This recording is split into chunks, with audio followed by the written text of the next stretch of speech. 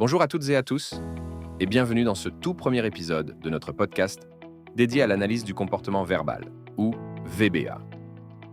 Dans cet épisode introductif, nous allons explorer ensemble les bases de cette méthode, ses applications pratiques et son impact profond sur le développement du langage, en particulier chez les enfants autistes.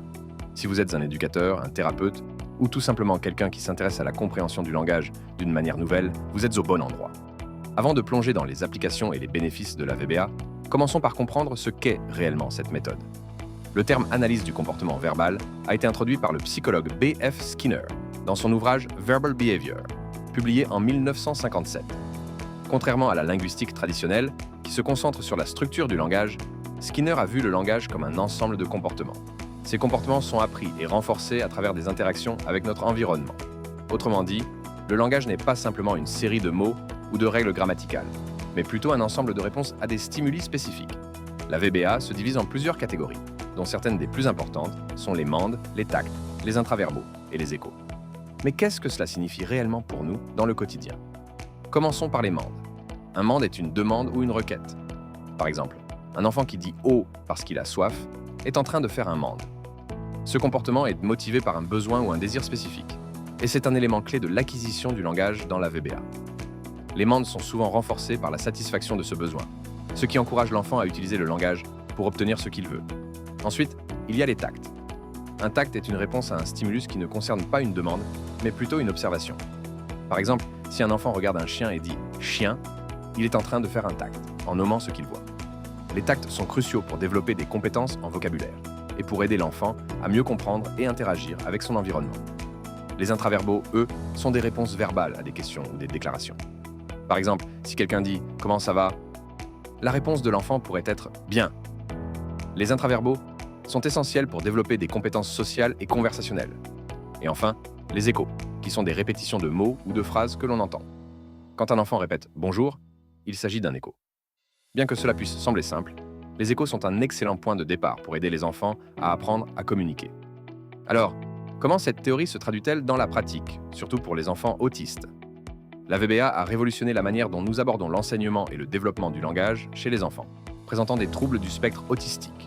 Traditionnellement, les enfants autistes peuvent éprouver des difficultés à établir des interactions sociales ou à utiliser le langage de manière fonctionnelle.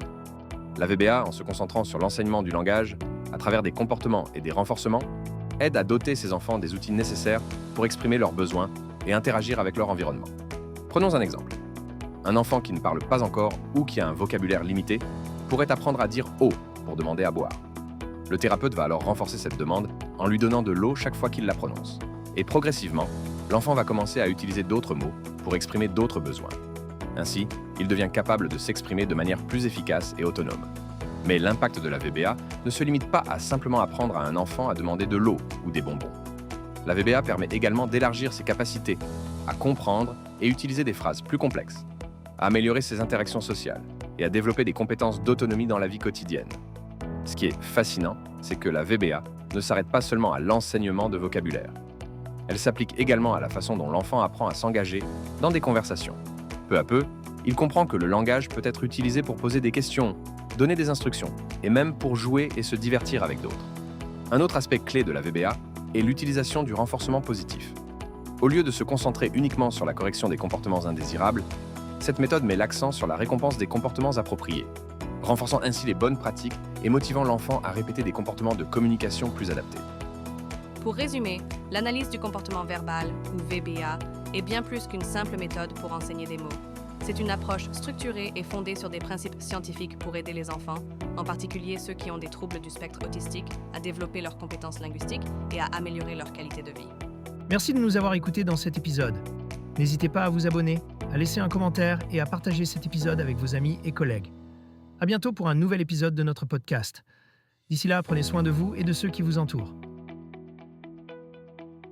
Merci de nous avoir écoutés dans cet épisode. N'hésitez pas à vous abonner, à laisser un commentaire et à partager cet épisode avec vos amis et collègues. À bientôt pour un nouvel épisode de notre podcast.